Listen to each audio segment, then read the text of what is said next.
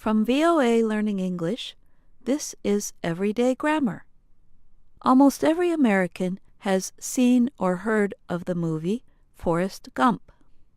The film is a touching story about the life of a man who faces many challenges. One of the most famous quotes from Forrest Gump is this. My mom always said life was like a box of chocolates. You never know what you're going to get. These lines might interest you for two reasons. First, if you mention them to an American, they will probably know what you are talking about. Second, if you study the lines carefully, you can learn how complex grammar is used in everyday speech. Today on Everyday Grammar, we are going to explore how Americans use noun clauses in speech. Just like Gump's box of chocolates, this report might have a pleasant surprise for you. Noun clauses are groups of words that act as a noun. They often begin with words such as if, what, why, and so on. These clauses have a subject and a predicate, just like a sentence. However, they do not act as sentences on their own. Instead, they have an effect on a longer, more complex sentence. Here is an example. Imagine you do not know the answer to a question in your mathematics class. You could ask, "I wonder if my teacher knows the answer." In the sentence, the main clause, I wonder, is followed by the if noun clause, if my teacher knows the answer. In this report, we are talking about noun clauses that begin with the words what, why, where, and so on. Let's call them WH clauses. In technical language, you could call them subordinators. They can act as subjects, objects, complements, and so on. The good news is this.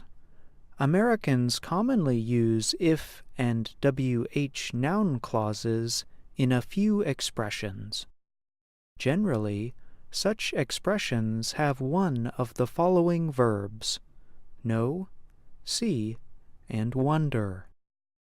We will use lines from popular movies and short examples to show you how Americans use these verbs with different noun clauses. Consider this line from the 2004 film $1 Million Baby. No matter where he is, I thought you should know what kind of man your father really was. In the sentence, the word what leads to a clause that comes after the verb know. This is a common pattern in American English. If you were to visit the United States, you would probably hear expressions such as I know what or I don't know what almost every day. Speakers will also use different WH words to introduce clauses. For example, you could say, I thought you should know why I came here. Or you could say, I thought you should know where to find the post office. You will also hear if noun clauses with the verb know. For example, imagine that a person asked you, do you know if the museum is near here? You could say, no, I don't know if the museum is near here. Another word that is commonly followed by an if or WH noun clause is the verb see.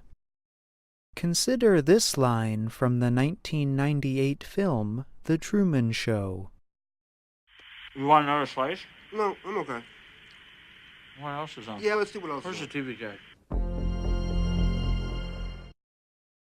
Americans will often use the words "let's see what" or "let's see if" to make a suggestion, as in the line from The Truman Show. At other times, speakers will use "let's see" in an informal way. They do not necessarily mean it as a suggestion. Consider this quote from the 1999 film The Green Mile. Mr. Jingles? Where you been? Been worried about you, boy. You hungry? Let's go see if we can't find you something to eat. These lines show you how some Americans speak, notably in the southeastern United States. The speaker is clearly not making a suggestion. Instead, he is speaking to himself in an indirect way. Although he uses the negative can't, he actually means can. Another word that is commonly used with an if or WH noun clause is the verb wonder. The structure I wonder if is commonly used to ask a question. Remember the example, I wonder if my teacher knows the answer? Speakers will also use WH clauses with the verb wonder. Many forgetful people have probably said, I wonder where my keys are, for example. Now that you have learned about if and WH clauses, think back to the film Forrest Gump. My mom always said life was like a box of chocolates. You never know what you're going to get. Did you notice that Gump uses one of the common grammatical structures that we have talked about in this report? Although you might not suspect it, every time you watch an American film, listen to American music, or talk to an American, you can learn more grammar. All of the structures we have studied today are considered polite and can be used in formal or informal speech. They also can be used in writing. The next time you are watching an American film, try to find complex grammatical structures like the ones we talked about. Listen for the words know, see, and wonder. What types of noun clauses do speakers use? How do they organize their sentences? This process might be difficult, but remember this: you know what you should do. I'm John Russell. And I'm Jill Robbins.